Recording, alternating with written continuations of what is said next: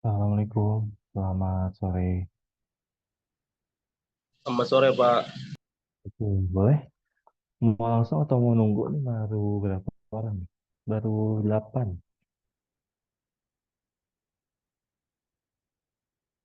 Iya, Ya, Pak. teman-teman kamu mana nih ya? OTW kayaknya, Pak. Hmm, menunggu berapa menit lagi? Menunggu berapa menit lagi nih ya? Bapak izin 5 menit lagi aja kali ya, Pak. Oke. Terima kasih, Pak.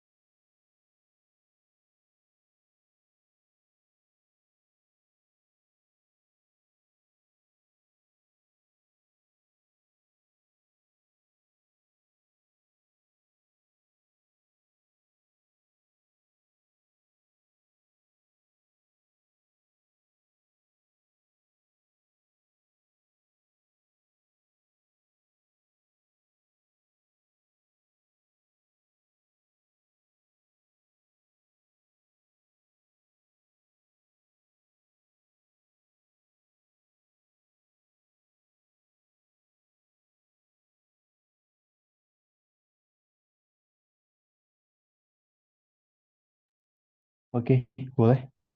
Ya, silakan. Dimulai yang mau presentasi tugas.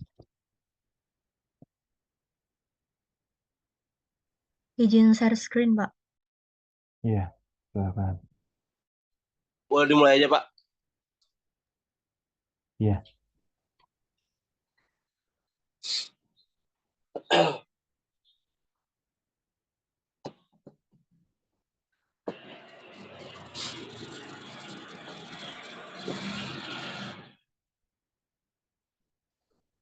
Assalamualaikum warahmatullahi wabarakatuh. Di sini kami akan menjelaskan tentang formularium rumah sakit yang terdiri dari Anita Rahman Pertiwi, Nia Febriana, dan saya sendiri Iskandar Hakim.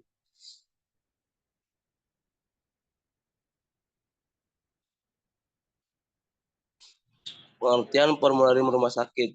Daftar obat yang disepakati oleh staf medis disusun oleh komite atau tim farmasi dan terapi yang ditetapkan oleh pimpinan rumah sakit. Harus tersedia untuk penulis resep, pemberi obat, dan penyedia obat di rumah sakit. Dan dievaluasi secara rutin dan dilakukan revisi sesuai kebijakan dan kebutuhan rumah sakit menurut Kemenkes RI 2016.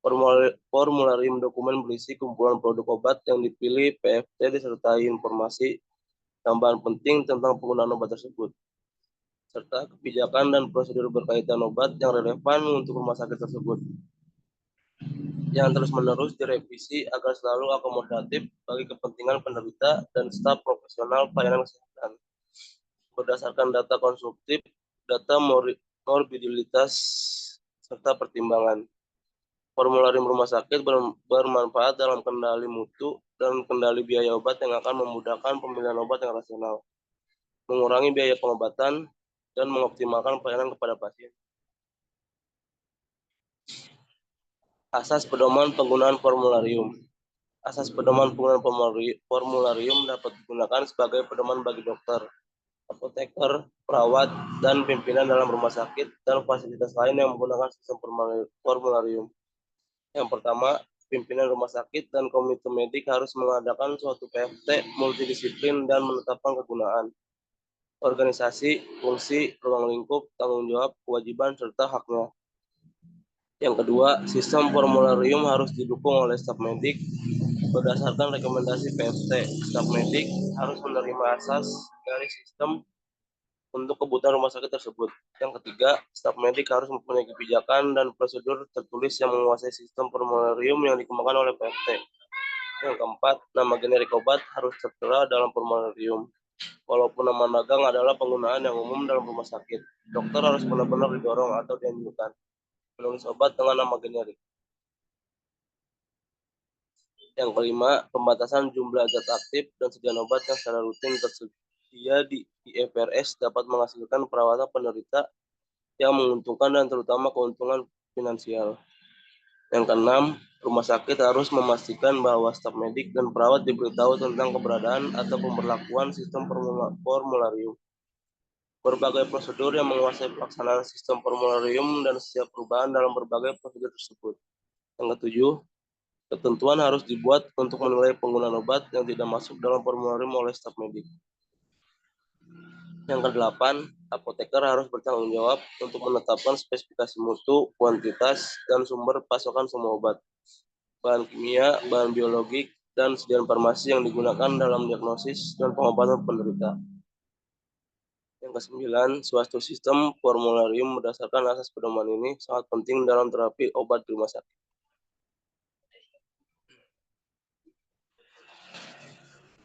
Selanjutnya, penyusunan formularium rumah sakit.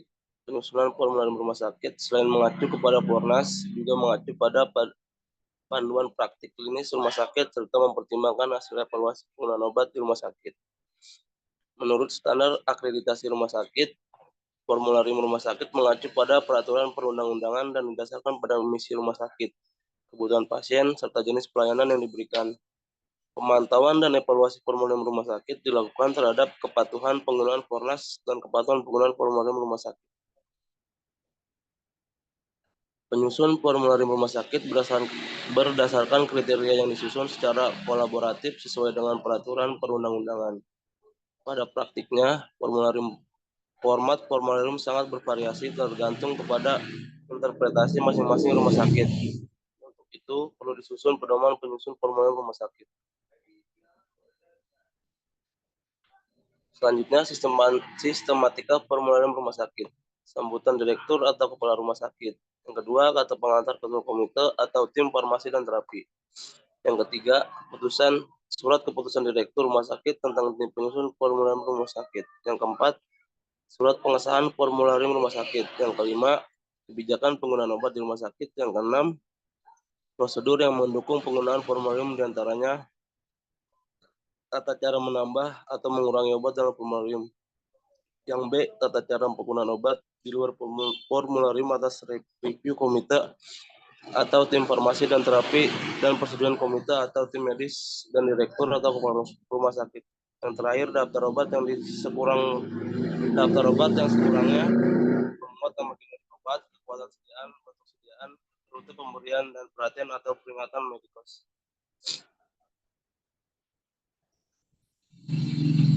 Selanjutnya akan dibacakan oleh Anita atau Novena. Selanjutnya, kriteria obat dalam formularium rumah sakit. Yang pertama, obat yang dikelola di rumah sakit merupakan obat yang memiliki nomor izin edar atau NIE. Yang kedua, mengutamakan penggunaan obat generik. Yang ketiga, memiliki rasio manfaat risiko atau benefit risk ratio yang paling menguntungkan penderita. Yang keempat, menguntungkan dalam hal kepatuhan dan penerimaan oleh pasien. Yang kelima, memiliki rasio manfaat biaya atau benefit cost ratio yang tertinggi berdasarkan biaya langsung dan tidak langsung. Yang keenam, obat lain yang terbukti paling efektif secara ilmiah dan aman atau evidence-based medicine yang paling dibutuhkan untuk pelayanan dengan harga yang terjangkau.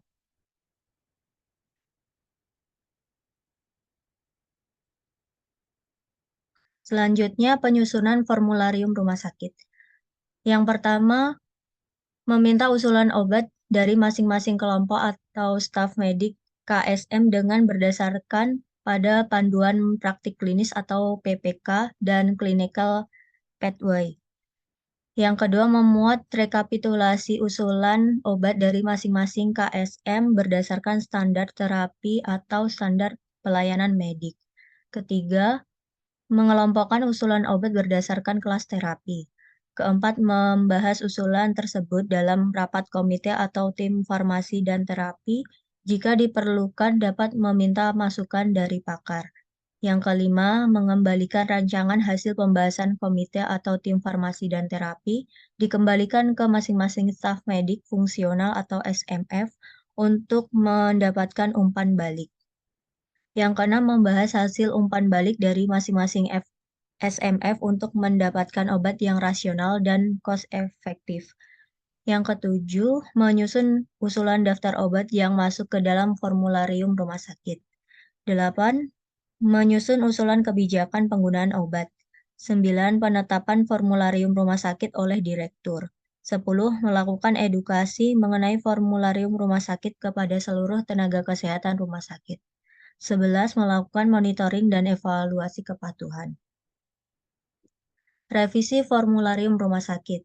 Penyusunan dan revisi formularium rumah sakit dikembangkan berdasarkan pertimbangan terapeutik dan ekonomi dari penggunaan obat agar dihasilkan formularium rumah sakit yang selalu muktahir dan dapat memenuhi kebutuhan pengobatan yang rasional. Perubahan obat dalam formularium rumah sakit dilakukan melalui pengusulan, yaitu yang pertama ada permohonan harus diajukan secara resmi melalui KSM kepada komite atau tim farmasi dan terapi menggunakan formulir 1 atau untuk pengajuan obat masuk dalam formularium atau formulir 2 untuk pengajuan penghapusan obat dalam formularium. Berikut contoh formulirnya untuk pengajuan obat dalam formularium rumah sakit.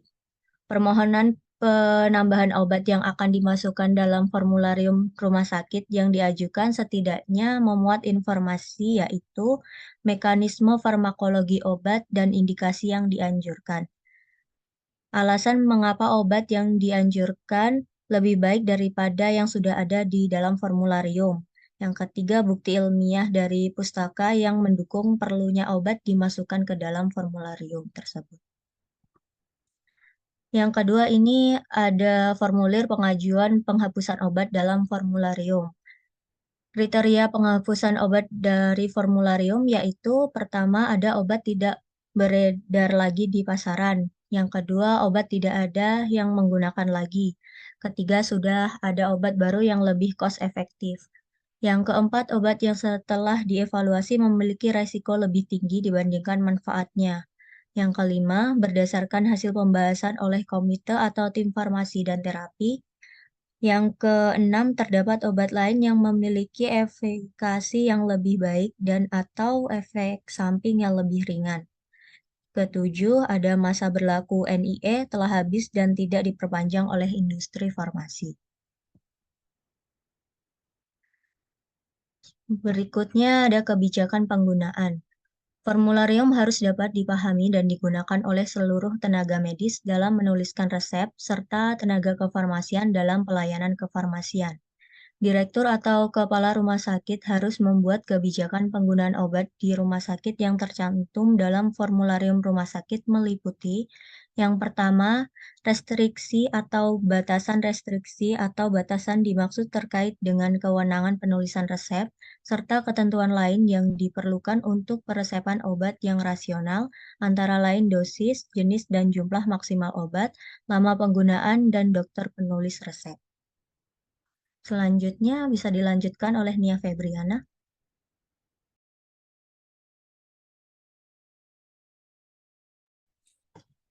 Yang kedua, substitusi yang dimaksud adalah pengertian obat oleh instalasi farmasi.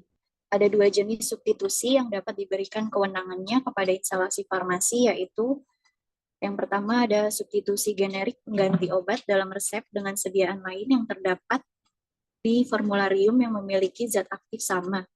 Substitusi dapat dilakukan oleh instalasi farmasi dengan persetujuan dari dokter penulis atau pasien.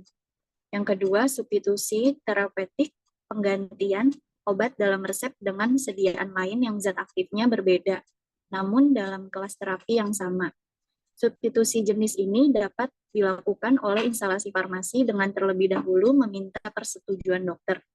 Petugas farmasi menuliskan pada lembar resep dalam sistem informasi farmasi, seperti nama obat pengganti, tanggal, dan jam komunikasi, nama dokter, dan pemberi persetujuan.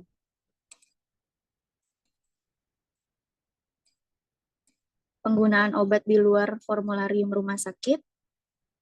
Apabila obat yang dibutuhkan tidak tercantum dalam formularium rumah sakit untuk kasus tertentu, maka dapat digunakan obat lain secara terbatas sesuai kebijakan rumah sakit dengan ketentuan sebagai berikut. Yang pertama, penggunaan obat di luar formularium rumah sakit hanya dimungkinkan setelah mendapat rekomendasi dari ketua komite atau tim farmasi dan terapi dengan persetujuan direktur atau kepala rumah sakit. Yang kedua, pengajuan permohonan penggunaan obat di luar formularium rumah sakit dilakukan dengan mengisi formularium permintaan obat khusus non-formularium. Yang ketiga, pemberian obat di luar formularium rumah sakit diberikan dalam jumlah terbatas sesuai dengan kebutuhan.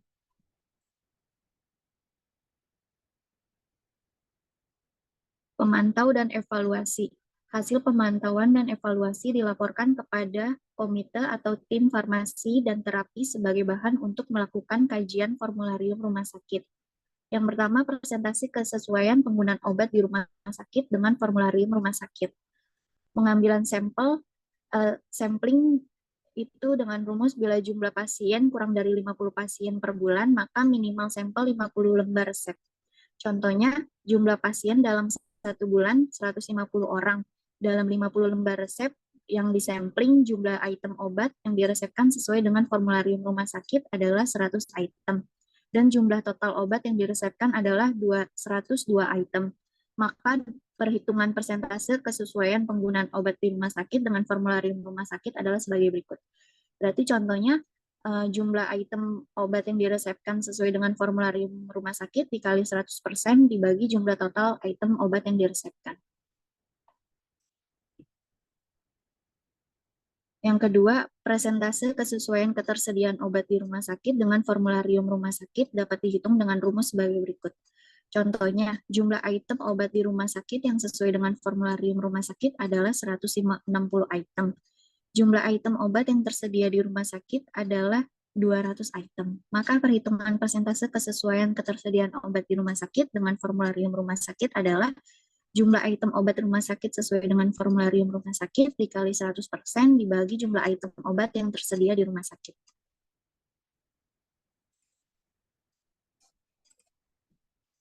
Kesimpulannya, Peraturan Menteri Kesehatan Nomor 72 Tahun 2016 tentang standar pelayanan kefarmasian di rumah sakit bahwa formularium rumah sakit harus tersedia untuk semua penulis resep, pemberian obat, dan penyedia obat sebagai pedoman pemilihan dan penggunaan obat di rumah sakit. Formularium rumah sakit merupakan daftar obat dan kebijakan penggunaan obat yang disepakati staf medis, disusun oleh komite atau tim farmasi dan terapi, dan ditetapkan oleh direktur atau kepala rumah sakit. Formularium rumah sakit dapat dilengkapi dengan mekanisme kerja komite atau tim farmasi dan terapi, serta tata kelola formularium rumah sakit. Formularium sendiri merupakan suatu dokumen yang secara terus-menerus direvisi, memuat sediaan obat dan informasi penting lainnya yang memfleksikan keputusan klinik, mutakhir, dan staf medik rumah sakit. Formularium rumah sakit disusun mengacu kepada formularium nasional. Sekian presentasi dari kelompok kami, kurang lebihnya mohon maaf. Jika ingin ada yang ditanyakan, silakan. Oke, terima kasih. Kita review dulu bentar ya. Ya, next. Slide berikutnya. Oke, lanjut. Lanjut. Lanjut. Oke, lanjut.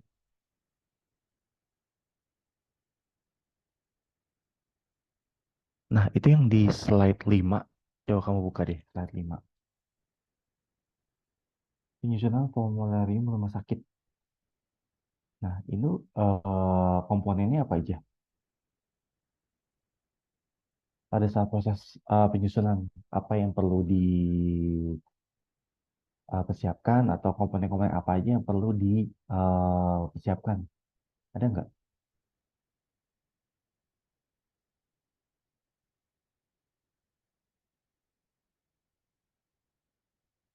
Gimana? Nia? Nggak ada, Pak. Nggak ada. Coba nanti ini ya, ditambahin komponen-komponennya kalau pada saat penyusunan itu apa aja yang perlu dipersiapkan, lalu ada ini nggak kegiatan atau review tahunan. Biasanya kemarin sakit itu kan ada review tahunan ya. Atau apakah misalnya dia bisa aja revisi karena ada obat baru atau review karena eh itu tadi evaluasi terhadap program rumah sakit, baik itu dari yang tadi kamu bahas yang terakhir tentang ketersediaan sama kesesuaian. Ada nggak di sini? Nggak ada nih ya. Nggak ada, Pak. Ya, nanti tambahin tentang format review. Format review terhadap pengelola rumah sakit. Yang tadi saya bilang, apakah nanti dia ada penambahan obat baru atau review terhadap evaluasi pemakaian dari formularium rumah sakit terhadap tiap tahunnya. Karena kan tiap tahun formularium rumah sakit itu harus direview. Kayak gitu. Ya, oke. Lanjut ke kelompok berikutnya. Tentang pengelolaan perbekalan farmasi di rumah sakit.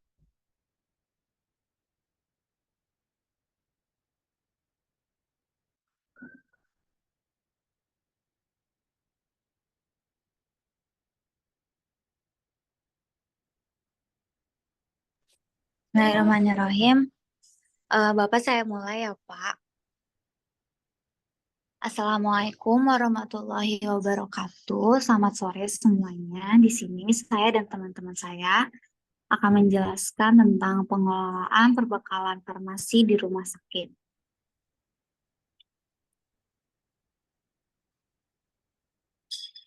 Pada materi ini disusun oleh saya sendiri, Azahra, dan ada teman saya bernama Malcolm Malasari dan Travelina Endi Pratiwi. Baik, pengelolaan perbekalan farmasi atau sistem manajemen perbekalan farmasi merupakan suatu siklus kegiatan yang dimulai dari perencanaan sampai evaluasi yang saling terkait antara satu dengan yang lain. Kegiatannya mencakup perencanaan, pengadaan, penerimaan, penyimpanan, pendistribusian, pengendalian, pencatatan, dan pelaporan, penghapusan, monitoring, dan evaluasi. Dalam ketentuan pasal 15 ayat 3 Undang-Undang Nomor 44 Tahun 2009 tentang rumah sakit menyatakan bahwa pengelolaan alat kesehatan, sediaan farmasi, dan bahan habis pakai di rumah sakit harus dilakukan oleh instalasi farmasi sistem satu pintu. Sistem satu pintu adalah kebijakan kefarmasian termasuk pembuatan formularium, pengadaan, pendistribusian, sediaan farmasi, alat kesehatan, dan bahan medis habis pakai yang bertujuan untuk mengutamakan kepentingan pasien melalui instalasi farmasi. Pasal 3, yang satu ada standar pelayanan kefarmasian di rumah sakit meliputi standar 1 pengelolaan persediaan farmasi, alat kesehatan, dan bahan medis habis pakai, dan pelayanan farmasi klinik. Pengelolaan barang medis habis pakai sebagaimana dimaksud pada ayat 1 huruf A meliputi pemilihan, perencanaan kebutuhan, pengadaan, penerimaan, penyimpanan, pendistribusian, pemusnahan dan penarikan, admin, Iya, udah. keuangan Ini tuh dari Narogo. bisa Iya nih di kata waktu itu nih JP. Iya kan, aku juga dari Narogo sama apa ya? Di mute yang dari Narogong. baik. Saya lanjut, bisa di slide lanjut. 1 pemilihan. Apa sih fungsinya pemilihan ini? Fungsi dari pemilihan ini adalah untuk menentukan apakah perbekalan farmasi benar-benar diperlukan sesuai dengan jumlah pasien atau kunjungan dan pola penyakit di rumah sakit. Kriteria pemilihan kebutuhan obat yang baik yaitu meliputi jenis obat yang dipilih seminimal mungkin dengan cara menghindari kesamaan jenis. Yang kedua, hindari penggunaan obat kombinasi, kecuali jika obat kombinasi mempunyai efek yang lebih baik dibanding dengan obat tunggal. 3, apabila jenis obat banyak, maka kita memilih berdasarkan obat pilihan atau drug of choice dari penyakit yang prevalensinya tinggi. Pemilihan obat di rumah sakit merujuk kepada Daftar Obat Esensial Nasional atau DOEN sesuai dengan kelas rumah sakit masing-masing, formularium rumah sakit, dan formularium jaminan kesehatan bagi masyarakat miskin.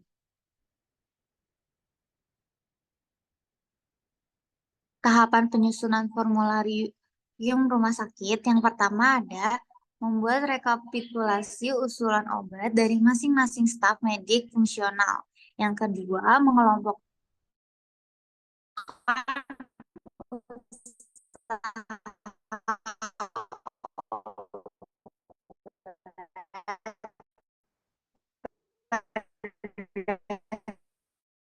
Ara, kamu nge-freeze. Ara,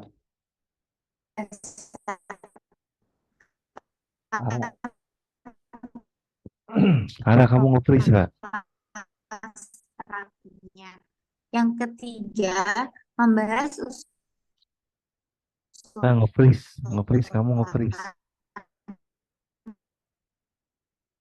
Coba tolong dalam. ganti yang lain aja, kelompok kamu salah satunya. Kamu nge-freeze, Pak. Assalamualaikum Pak. Tadi kayaknya sinyal saya jelek Pak. Iya, coba kelompok teman kamu aja yang lain.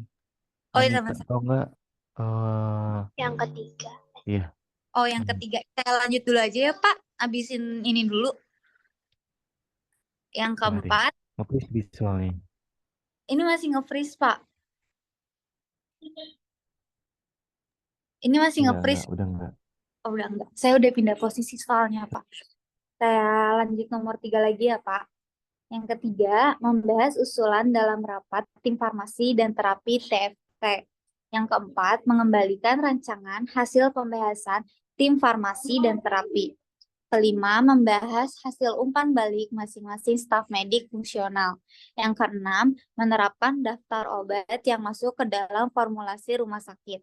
Ketujuh, menyusun kebijakan dan pedoman untuk implementasi.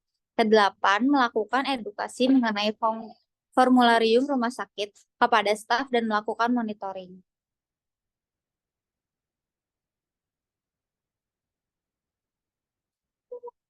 Tahapan pemilihan obat untuk masuk ke dalam formularium rumah sakit itu yang pertama, mengutamakan obat generik. Yang kedua, memiliki rasio manfaat resiko yang menguntungkan penderita. Yang ketiga, mutu terjamin termasuk stabilitas dan bioavailabilitas. Yang keempat, praktis dalam penyimpanan dan pengangkutan. Kelima, praktis dalam penggunaan dan penyerahan. Keenam, menguntungkan dalam hal kepatuhan dan penerimaan oleh pasien. Yang ketujuh, memiliki rasio manfaat biaya yang tinggi berdasarkan biaya langsung dan tidak langsung. Yang kedelapan, obat lain yang terbukti paling efektif secara ilmiah dan aman yang paling dibutuhkan unit pelayanan dengan harga yang terjangkau. Yang kedua, perencanaan kebutuhan. Perencanaan kebutuhan merupakan kegiatan untuk menentukan jumlah dan periode pengadaan sediaan farmasi, alat kesehatan, dan bahan medis habis pakai sesuai dengan kegiatan pemilihan untuk menjamin terpenuhinya kriteria tepat jenis, tepat waktu, dan efisien. Tujuannya menghindari kekosongan obat dilakukan dengan menggunakan metode yang dapat dipertanggungjawabkan dan dasar-dasar perencanaan yang telah ditentukan.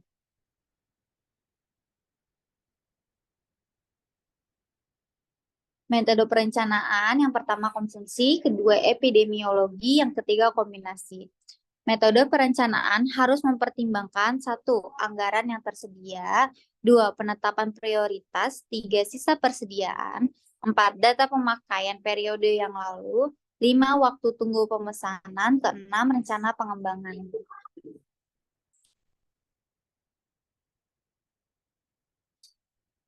Pengadaan merupakan kegiatan berkesinambungan dimulai dari pemilihan, penentuan jumlah yang dibutuhkan, penyesuaian antara kebutuhan dan dana, pemilihan metode pengadaan, pemilihan pemasok, lalu penentuan spesifikasi kontrak, pemantauan proses pengadaan, dan sampai pembayaran. Hal yang harus diperhatikan dalam pengadaan sediaan farmasi itu yang pertama, bahan baku obat disertai sertifikat analisis. Yang kedua, bahan berbahaya harus menyerahkan material safety data sheet. Yang ketiga, sediaan farmasi, alkes, dan bahan medis habis pakai harus memiliki nomor izin edar. Yang keempat, masa kadaluarsa minimal 2 tahun, kecuali sediaan farmasi, alkes, dan bahan medis habis pakai itu termasuk golongan TTT, yaitu vaksin, reagensia, dan lain-lain. Rumah sakit harus memiliki mekanisme yang mencegah kekosongan stok obat jika instalasi farmasi tutup. A. Pembelian. Hal yang perlu diperhatikan dalam pembelian ini yang pertama, kriteria sediaan farmasi, kriteria umum kah atau kriteria umum obat. Yang kedua, persyaratan pemasok. Yang ketiga, penentuan waktu pengadaan dan kedatangan. Keempat, pemantauan rencana pengadaan sesuai jenis, jumlah, dan waktu.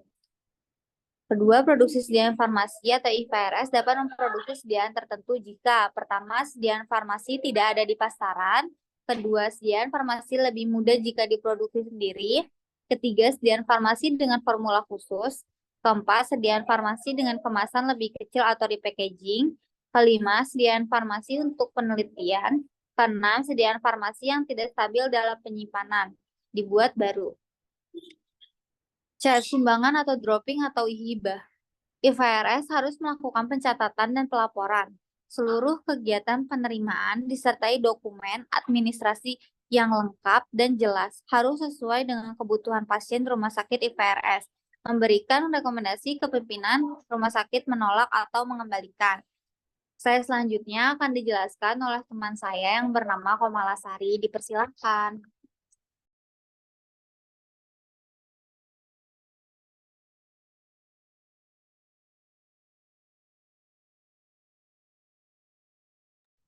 Empat, penerimaan. Penerimaan adalah kegiatan untuk menerima perbekalan farmasi yang telah diadakan sesuai dengan aturan kefarmasian. Melalui pembelian langsung, tender, konsiasi atau sumbangan, penerimaan perbekalan farmasi harus dilakukan oleh petugas yang bertanggung jawab. Petugas yang dilibatkan dalam penerimaan harus terlatih baik dalam tanggung jawab dan tugas mereka, serta harus mengerti sifat penting dari perbekalan farmasi. Dalam tim penerimaan farmasi harus ada tenaga farmasi. Tujuan penerimaan adalah untuk menjamin perbekalan farmasi yang diterima sesuai kontrak, baik spesifikasi mutu, jumlah, maupun waktu.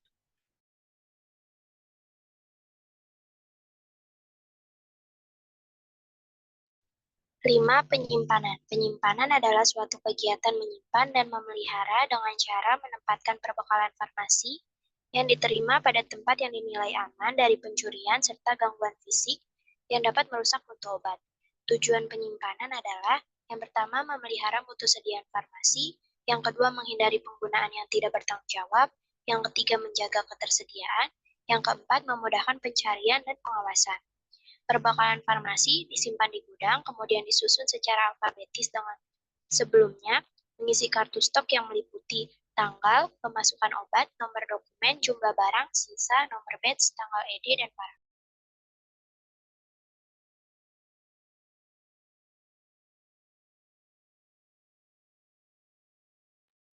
Yang pertama ada penyimpanan berdasarkan golongan obat. Narkotika dan psikotropika disimpan dalam lemari khusus 2 pintu dengan kunci dan diletakkan menempel pada lemari besar dengan tujuan tidak bisa dipindahkan sehingga sulit dicuri. Kemudian obat bebas dan obat bebas terbatas disimpan di rak penyimpanan dan dikelompokkan berdasarkan kegunaannya. Obat keras disimpan di rak penyimpanan disusun alfabetis dan sesuai dengan alfabet dan efek farmakoterapeutiknya. Yang kedua, penyimpanan berdasarkan bentuk sediaan obat. Yang ketiga, penyimpanan obat generik dan obat paten. Obat generik disimpan di rak penyimpanan dengan label warna hijau, sedangkan obat lainnya atau paten disimpan dengan label warna yang berbeda. Yang keempat, penyimpanan berdasarkan efek farmakologi obat.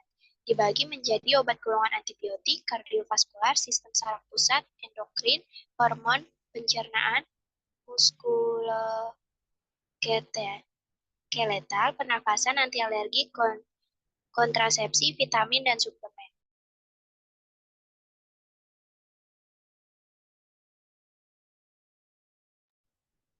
Pendistribusian. Distribusi adalah kegiatan mendistribusikan perbekalan farmasi di rumah sakit untuk pelayanan individu dalam proses terapi bagi pasien rawat inap dan rawat jalan, serta untuk menunjang pelayanan medis. Tujuan pendistribusian adalah tersedianya perbekalan farmasi di unit-unit pelayanan secara tepat waktu, tepat jenis, dan jumlah. Jenis-jenis sistem distribusi. Ada beberapa metode yang dapat digunakan oleh IFRS dalam mendistribusikan perbekalan farmasi di lingkungannya. Adapun metode yang dimaksud antara lain, yang pertama ada resep perorangan. Resep perorangan adalah order atau resep yang ditulis dokter untuk tiap pasien. Dalam sistem ini, perbekalan farmasi disiapkan dan didistribusikan oleh IFRS sesuai dengan yang tertulis pada resep. Yang kedua, sistem distribusi persediaan lengkap di ruang. Definisi sistem distribusi persediaan lengkap di ruang adalah tatanan kegiatan pengantaran sediaan perbekalan farmasi sesuai dengan yang ditulis dokter pada order perbekalan farmasi yang disiapkan dari persediaan di ruang oleh perawat dengan mengambil dosis atau unit perbekalan farmasi dari wadah persediaan yang langsung diberikan kepada pasien di ruangan tersebut.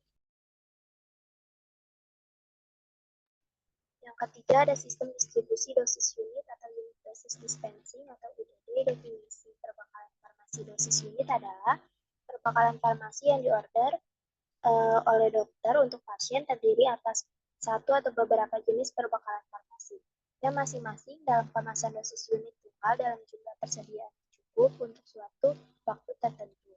Perbekalan farmasi dikandung dalam kemasan unit tunggal, didispensing dalam bentuk siap konsumsi, Dan untuk kebanyakan perbekalan farmasi tidak lebih dari 24 jam persediaan dosis, diantarkan ke atau tersedia pada ruang perawatan pasien setiap saat. Beberapa keuntungan sistem distribusi dosis unit yang lebih rinci sebagai berikut. Yang pertama, pasien hanya membayar perbekalan farmasi yang dikonsumsinya saja. Yang kedua, semua dosis yang diperlukan pada unit perawatan telah disiapkan oleh IFRS. Yang ketiga, mengurangi kesalahan pemberian perbekalan farmasi.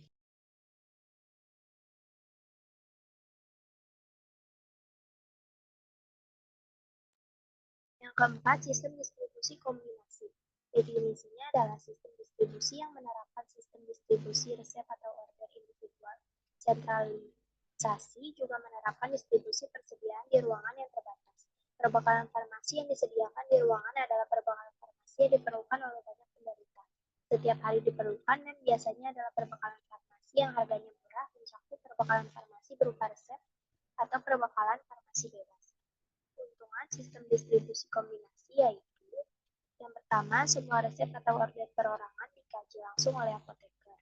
Yang kedua, adanya kesempatan berinteraksi dengan profesional antara apoteker, dokter, perawat, dan pasien atau keluarga pasien. Yang ketiga, perbekalan farmasi yang diperlukan dapat segera tersedia bagi pasien. 7. Pengendalian.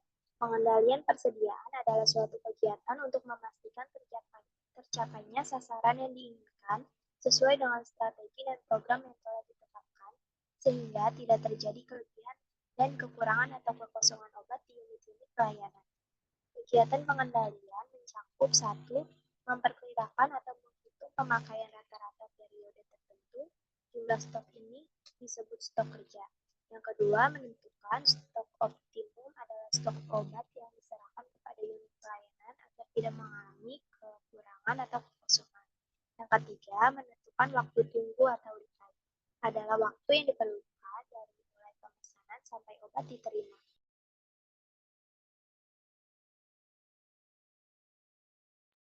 Selain itu, beberapa pengendalian yang perlu diperhatikan dalam pelayanan kefarmasian adalah rekaman pemberian obat. Rekaman atau catatan pemberian obat adalah formulir yang digunakan perawat untuk menyiapkan obat sebelum pemberian. Pada formulir ini, perawat memeriksa obat yang diberikan sewaktu perawat berpindah dari pasien satu ke pasien lain dengan kereta obat. Dengan formulir ini, perawat dapat langsung merekam atau mencatat waktu pemberian dan aturan yang sesuai petunjuk.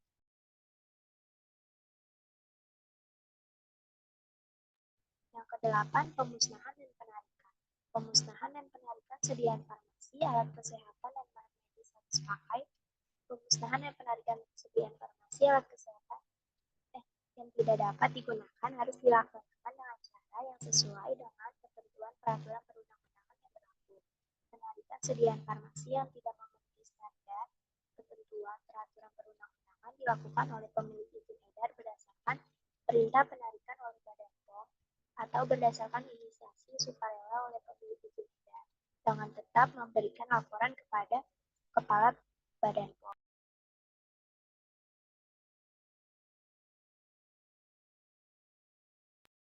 Penarikan alat kesehatan dan bahan medis habis pakai dilakukan terhadap produk yang izin edarnya dicabut oleh Menteri. Pemusnahan dilakukan untuk sediaan farmasi, alat kesehatan, dan bahan medis habis pakai bila A. Produk tidak memenuhi persyaratan itu, dan B. telah kadaluarsa, C. tidak memenuhi syarat untuk dipergunakan dalam pelayanan atau kepentingan ilmu pengetahuan, dan atau yang D. dicabut izin edarnya. Tahapan pemusnahan terdiri dari A. Membuat daftar sediaan farmasi, alat kesehatan, dan bahan medis habis pakai yang akan dimusnahkan. Yang B. Menyiapkan berita acara pemusnahan. Dan C. Mengkoordinasi jadwal, metode, dan tempat pemusnahan kepada pihak terkait. Yang D. Menyiapkan tempat pemusnahan. Yang E. Melakukan pemusnahan disesuaikan dengan jenis dan bentuk sediaan serta peraturan yang berlaku.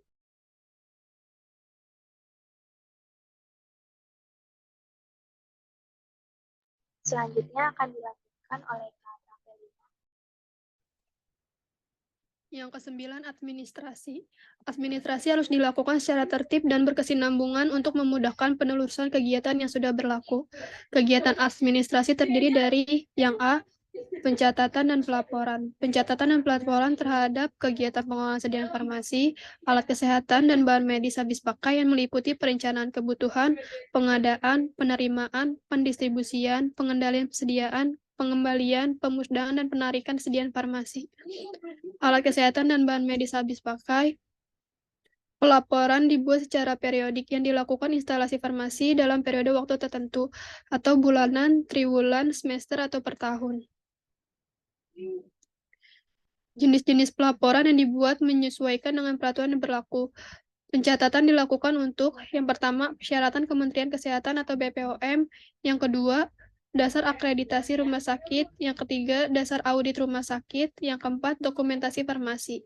Yang B, administrasi keuangan. Apabila instalasi farmasi harus mengolah keuangan, maka perlu menyelenggarakan administrasi keuangan. Administrasi keuangan merupakan pengaturan anggaran, pengendalian, dan analisa biaya, pengumpulan informasi keuangan, penyiapan laporan, penggunaan laporan yang berkaitan dengan semua kegiatan pelayanan kefarmasian secara rutin atau tidak rutin dalam periode bulanan, triwulanan, semesteran, atau tahunan. Yang C, administrasi penghapusan. Administrasi penghapusan merupakan kegiatan penyelesaian terhadap sediaan farmasi, alat kesehatan, dan bahan medis habis pakai yang tidak terpakai karena kadaluarsa, rusak, mutu tidak memenuhi standar dengan cara membuat usulan penghapusan sediaan farmasi, alat kesehatan, dan bahan medis habis pakai kepada pihak terkait sesuai dengan prosedur yang berlaku. Pengolahan perbekalan farmasi khusus di rumah sakit. Yang pertama, penanganan bahan sitostatik dan bahan berbahaya lain. Bahan sitostatik adalah zat atau obat yang merusak dan membunuh sel normal dan sel kanker, serta digunakan untuk menghambat pertumbuhan tumor malignan. Istilah sitostatik biasa digunakan untuk setiap zat yang mungkin genotoksik, mutagenik, onkogenik, teratogenik, dan sifat bahaya lainnya. Sitostatik tergolong obat beresiko tinggi karena mempunyai efek toksik yang tinggi terhadap sel, terutama dalam reproduksi sel, sehingga dapat menyebabkan karsinogenik, mutagenik, dan teratogenik. Oleh karena itu, penggunaan obat sitostatik membutuhkan penanganan khusus untuk menjamin keamanan, keselamatan penderita, perawat, profesional kesehatan, dan orang lain yang tidak menderita sakit. Tujuan penanganan bahan sitostatik atau berbahaya adalah untuk menjamin penanganan yang tepat dan aman di rumah sakit. Yang dua, sediaan radiofarmasi. Prinsip dasar dari pembuatan, pengemasan, sterilisasi, pengujian, dan pengendalian obat di dalam rumah sakit juga berlaku untuk sediaan radiofarmasi.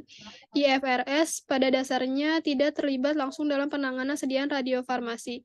Keterlibatan IFRS dalam penanganan sediaan radiofarmasi adalah pada saat 55 pedoman pengolahan perbekalan farmasi di rumah sakit, pemesanan dan penerimaan sediaan tersebut.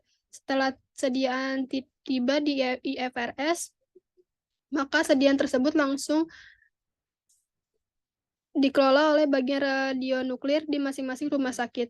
Hal yang penting untuk diperhatikan IFRS berkaitan dengan sediaan radiofarmasi adalah mengetahui jumlah sediaan yang dipesan, digunakan, dan sisa stok. Yang ketiga, perbekalan farmasi yang dibawa penderita. Penggunaan obat milik penderita yang dibawa dari tempat asal ke dalam rumah sakit harus sedapat mungkin dihindari. Obat tersebut dapat digunakan jika yang pertama disetujui dokter yang merawat penderita tersebut di rumah sakit. Yang kedua, tidak memengaruhi keamanan dan efektivitas obat yang diberikan dokter di rumah sakit. Yang ketiga, obat tidak dapat diperoleh IFRS. Jika boleh digunakan, dokter harus menulis suatu resep yang sesuai dalam kartu pengobatan penderita. Obat yang dibawa penderita harus dikirim ke IFRS untuk diverifikasi identitasnya. Jika identifikasinya obat tersebut telah diperoleh, maka harus disiapkan atau diracik sebagai bagian dari sistem dosis unit tidak terpisah. Jika obat dimaksud sulit untuk diidentifikasi, maka obat tersebut tidak boleh digunakan. 4. Persediaan perbekalan farmasi untuk keadaan darurat. Persediaan perbekalan farmasi dalam keadaan darurat adalah persediaan perbekalan farmasi yang digunakan untuk menangani kasus darurat di masing-masing ruangan. Mekanisme pengelolaan perbekalan farmasi untuk keperluan darurat adalah sebagai berikut. Yang pertama, perbekalan farmasi harus selalu tersedia, tidak boleh ada perbekalan farmasi yang kosong. Yang kedua, perbekalan farmasi harus dicek setiap kali ada perubahan penanggung jawab ruangan. Misalnya ada alih jaga dari petugas siang ke malam dan sebaliknya. Yang ketiga, perbekalan farmasi yang kosong harus segera diajukan permintaan kepada IFRS. Yang keempat, persediaan harus masing-masing item perbekalan farmasi ditetapkan oleh KFT. Yang kelima, obat program kesehatan. Obat program kesehatan adalah obat yang disediakan untuk keperluan program kesehatan, baik yang berskala nasional maupun lokal. Obat dimaksud digunakan untuk keperluan program kesehatan tertentu seperti program penanggulangan, yaitu HIV atau AIDS, TB, flu burung, malaria, dan lain sebagainya. Pada saat ini, obat program kesehatan yang telah dapat diakses oleh rumah sakit antara lain ada obat HIV atau AIDS, TB, dan flu burung. Sumber pembiayaan obat program kesehatan dapat berasal dari APBN, APBD, maupun bantuan luar negeri. Pada umumnya, rumah sakit tidak perlu mengadakan obat program kesehatan. Akan tetapi, rumah sakit dapat berkontribusi dalam perencanaan kebutuhan obat tersebut dengan berkoordinasi dengan Dinas Kesehatan. Yang keenam, perbekalan farmasi donasi atau uji coba. Perbekalan farmasi donasi adalah perbekalan farmasi yang diberikan secara cuma-cuma atau gratis dari perusahaan farmasi untuk digunakan di rumah sakit tanpa imbalan apapun. Perbekalan farmasi ini dapat dijadikan aset rumah sakit. Perbekalan farmasi uji coba adalah perbekalan farmasi baru yang diberikan secara cuma-cuma untuk diuji coba efektivitasnya. Syaratnya, yang pertama, perbekalan farmasi baru sebelum diuji coba harus mendapatkan pengesahan terlebih dahulu dari KFT atau Komite Medik. Yang kedua, perbekalan farmasi MITU baru tetap diuji coba, harus dapat pengesahan dari user. Kemudian user mengajukan surat permohonan ke IFRS atau IFRS akan menindaklanjutkan surat tersebut kepada KFT untuk mendapatkan pengesahan. Sekian presentasi dari kelompok kami. Untuk kurang lebihnya kami mohon maaf. Wassalamualaikum warahmatullahi wabarakatuh. Misalnya, ini diambil dari mana? Dari Juknis atau dari Permenkesnya aja? Kamu ngambilnya?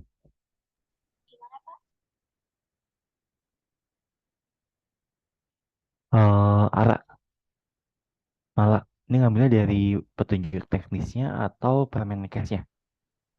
Yang awal-awal Pak. Permenkes. Kenapa? Permenkes. Terus ada juga ngambil dari buku sama dari jurnal. Oh, oke. Kalau mau ngambilnya dari itu petunjuk teknis pelayanan farmasi di rumah sakit. Nah, itu ada semua yang kamu sebutin. Jadi ada dua kan, manajerial sama pelayanan farmasi klinis. Oke. Nanti dicek lagi aja ya. Sama nggak? Soalnya sama-sama lengkap sih. Oke, lanjut ke pelayanan farmasi klinis di rumah sakit. Nah, ini juga ada nih yang di Juknis itu lebih lengkap. Coba kita lihat. Kelompok berikutnya.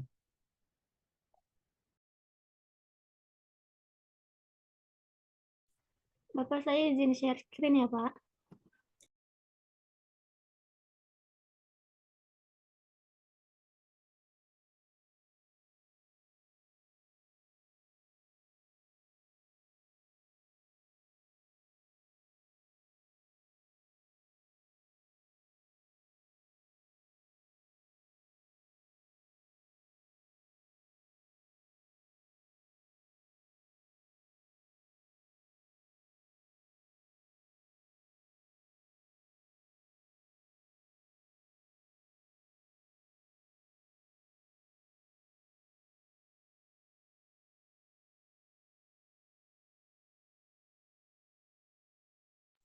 Bapak langsung mulai aja, Pak.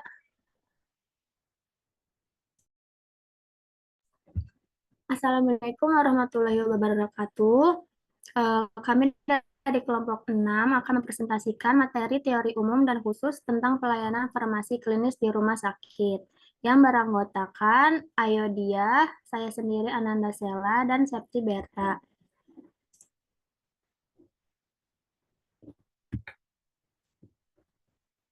Pelayanan farmasi klinis merupakan suatu konsep yang diterapkan dalam praktik kefarmasian di rumah sakit dengan tujuan memberikan pelayanan terbaik kepada pasien. Pelayanan farmasi klinis juga dapat meningkatkan keamanan pasien dan efektivitas terapi obat. Pada presentasi ini akan dibahas mengenai teori umum dan khusus tentang pelayanan farmasi klinis di rumah sakit. Pelayanan kefarmasian di rumah sakit harus menjamin ketersediaan farmasi, alat kesehatan, dan bahan medis habis pakai yang aman, bermutu, bermanfaat, dan terjangkau. Standar pelayanan farmasi rumah sakit sebagaimana tercantum dalam standar pelayanan rumah sakit pasti bersifat umum. Maka untuk membantu pihak rumah sakit dalam mengimplementasikan standar pelayanan rumah sakit tersebut, perlu dibuat standar pelayanan farmasi di rumah sakit yang bersifat paripurna sesuai tuntunan rumah sakit dan pasien.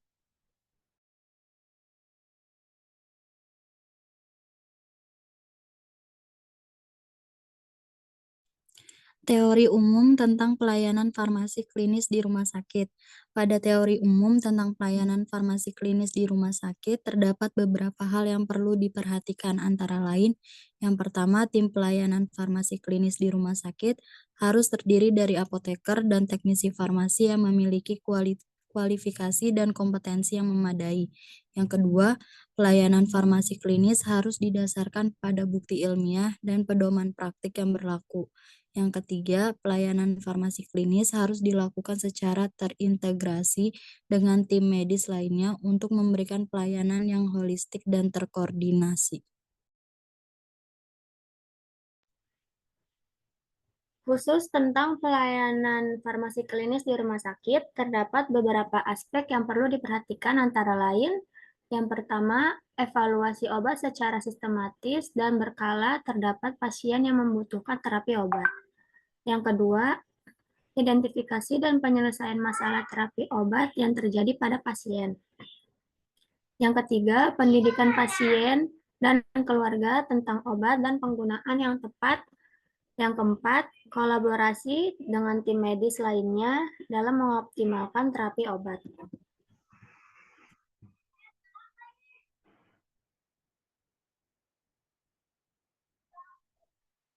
Pelayanan farmasi klinik di rumah sakit. Yang pertama ada pengajiannya dan pelayanan resep. Pelayanan resep dimulai dari penerimaan, pemeriksaan ketersediaan, pengkajian resep, penyiapan sediaan farmasi, alat kesehatan, dan bahan medis habis pakai, termasuk peracikan obat, pemeriksaan, penyerahan, disertai pemberian informasi. Pada setiap tahap alur pelayanan resep dilakukan upaya pencegahan terjadinya kesalahan pemberian obat atau medication error. Kegiatan ini untuk menganalisa adanya masalah terkait obat. Bila ditemukan masalah terkait obat harus dikonsultasikan kepada dokter penulis resep. Apoteker harus melakukan pengkajian resep sesuai persyaratan administrasi, persyaratan farmaseutik, dan persyaratan klinis baik untuk pasien rawat inap maupun rawat jalan. B. Penelusuran riwayat penggunaan obat. Penelusuran riwayat penggunaan obat merupakan proses untuk mendapat informasi mengenai seluruh obat atau sediaan farmasi lain yang pernah dan sedang digunakan. Riwayat pengobatan dapat diperoleh dari wawancara atau data rekam medik atau pencatatan penggunaan obat pasien. Kegiatan yang dilakukan meliputi penelusuran riwayat penggunaan obat kepada pasien atau keluarganya, dan melakukan penilaian terhadap pengaturan penggunaan obat pasien. Informasi yang harus didapatkan yaitu nama obat, dosis, bentuk sediaan, indikasi, dan lama penggunaan obat. Reaksi obat yang tidak dikehendaki termasuk riwayat alergi dan kepatuhan terhadap regimen penggunaan obat. Selanjutnya yang C ada rekonsiliasi obat. Rekonsiliasi obat merupakan proses membandingkan instruksi pengobatan dengan obat yang telah didapat pasien.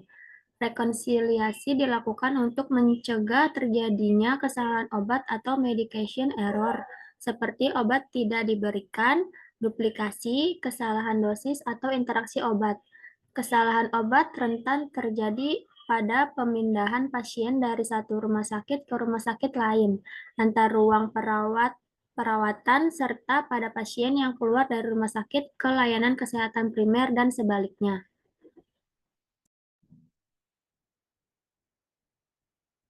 D. Pelayanan informasi obat atau PIO. Pelayanan informasi obat merupakan kegiatan penyediaan dan pemberian informasi, rekomendasi obat yang independen, akurat, tidak bias. terkini dan komprehensif yang dilakukan oleh apoteker, perawat, profesi kesehatan lainnya, serta pasien dan pihak lain di luar rumah sakit. Kegiatan PIO ini meliputi menjawab pertanyaan, menerbitkan media informasi, buletin, leaflet, poster, dan newsletter, menyediakan informasi bagi TFT, sehubungnya dengan penyusun formularium rumah sakit, bekerja sama dengan tim penyuluhan kesehatan rumah sakit, melakukan penyuluhan, melakukan pendidikan berkelanjutan, dan melakukan penelitian faktor-faktor yang perlu diperhatikan dalam PIO adalah sumber daya manusia, tempat, dan perlengkapan. Konseling. Konseling obat adalah suatu aktivitas pemberian nasihat atau saran terkait terapi obat dari apoteker kepada pasien dan atau keluarganya. Konseling untuk pasien rawat jalan maupun rawat inap di semua fasilitas kesehatan dapat dilakukan atas inisiatif apoteker, rujukan dokter, keinginan pasien atau keluarganya. Kegiatan dalam konseling obat meliputi yang pertama, membuka dokumen antara apoteker dengan pasien. Yang kedua, dokumentasi. Yang ketiga, melakukan verifikasi akhir dalam rangka mengecek pemahaman pasien. Yang keempat, memberikan penjelasan kepada pasien untuk menyelesaikan masalah penggunaan obat. Yang kelima, menggali informasi lebih lanjut dengan memberi kesempatan kepada pasien untuk mengeksplorasi masalah penggunaan obat. Selanjutnya ada visit, merupakan kegiatan kunjungan ke pasien rawat inap yang dilakukan apoteker secara mandiri atau bersama tim tenaga kesehatan untuk mengamati kondisi klinis pasien secara langsung dan mengkaji masalah terkait obat, memantau terapi obat dan reaksi obat yang tidak dikehendaki, meningkatkan terapi obat yang rasional, dan menyajikan informasi obat kepada dokter, pasien, serta profesional kesehatan lainnya. Pelayanan farmasi klinik di rumah sakit lainnya yaitu pemantauan terapi obat atau PIO, monitoring efek samping obat atau MESO, evaluasi penggunaan obat atau EPO, dispensing, sediaan steril atau pemantauan kadar obat dalam darah atau PKOD.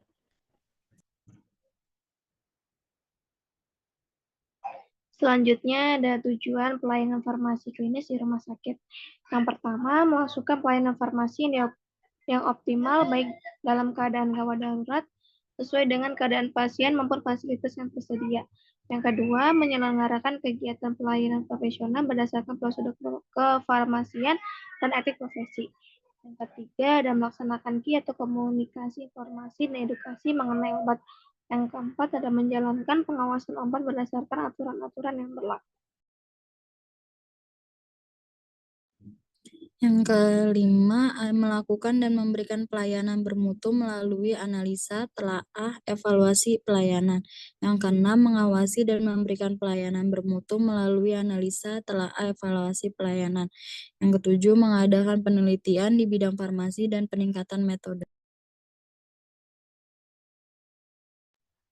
Selanjutnya, pelayanan farmasi klinis di rumah sakit memiliki manfaat yang besar, antara lain meningkatkan keamanan pasien dan kualitas terapi obat. Kedua, mengurangi kesalahan dalam pemberian obat dan efek samping yang tidak diinginkan. Ketiga, mengoptimalkan penggunaan obat sehingga dapat mengurangi biaya perawatan pasien. Yang keempat, meningkatkan kepuasan pasien dan kualitas hidup pasien. Selanjutnya ada implementasi pelayanan farmasi klinis di rumah sakit. Untuk mengimplementasikan pelayanan farmasi klinis di rumah sakit, perlu dilakukan beberapa langkah, antara lain, yang pertama ada mengembangkan kebijakan dan prosedur pelayanan farmasi klinis yang jelas dan terintegrasi dengan tim medis lainnya. Yang kedua, mengembangkan sistem dokumentasian dan evaluasi yang efektif. Yang ketiga, melakukan pelatihan dan pengembangan terhadap apoteker dan teknisi farmasi untuk meningkatkan kompetensi dalam pelayanan farmasi klinis. Yang keempat, membangun kerjasama yang erat dengan tim medis lainnya untuk mencapai tujuan yang sama. Yang kelima, melibatkan pasien dan keluarga dalam mengambil keputusan terkait terapi obat. Beberapa tantangan yang dihadapi dalam implementasi pelayanan farmasi klinis di rumah sakit antara lain. Yang pertama, keterbatasan sumber daya dan dukungan dari manajemen rumah sakit. Yang kedua, kurangnya pemahaman dari tim medis dan pasien tentang peran dan manfaat pelayanan farmasi. Yang ketiga, keterbatasan waktu dan tenaga apoteker dan teknis farmasi untuk memberikan pelayanan yang optimal. Yang keempat, perbedaan pandangan dan praktek antara apoteker dan tim medis lainnya. Peran apoteker dalam pelayanan farmasi klinis di rumah sakit. Apoteker memiliki peran yang penting dalam pelayanan farmasi klinis di rumah sakit, antara lain yang pertama, evaluasi dan pemilihan obat yang tepat sesuai dengan kebutuhan pasien. Yang kedua, pemantauan dan evaluasi terhadap terapi obat yang diberikan. Yang ketiga, identifikasi dan penyelesaian masalah terkait terapi obat. Yang keempat, pendidikan pasien dan keluarga tentang penggunaan obat yang tepat. Selanjutnya ada ruang lingkup pelayanan kefarmasian di rumah sakit. Yang pertama ada administrasi dan pengelolaan, yang kedua ada pimpinan dan staf, yang ketiga ada fasilitas dan peralatan, yang keempat ada kebijakan dan prosedur, yang kelima pengembangan staf dan program pendidikan, yang terakhir ada evaluasi dan pengendalian mutu. Kesimpulan, pelayanan farmasi klinis di rumah sakit merupakan konsep yang penting dalam praktik kefarmasian untuk meningkatkan kualitas terapi obat dan keamanan pasien. Implementasi pelayanan farmasi klinis merupakan dukungan dari manajemen rumah sakit, tim medis, dan pasien, serta peran yang aktif dari apoteker dan teknisi farmasi. Sekian dari presentasi kami.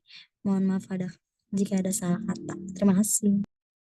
Oke, terima kasih. Nah, ini paling tadi ada beberapa poin yang perlu ditambahkan, tapi nanti kamu lihat aja, kamu coba download judul bukunya Petunjuk Teknis Pelayanan Kefarmasian di Rumah Sakit.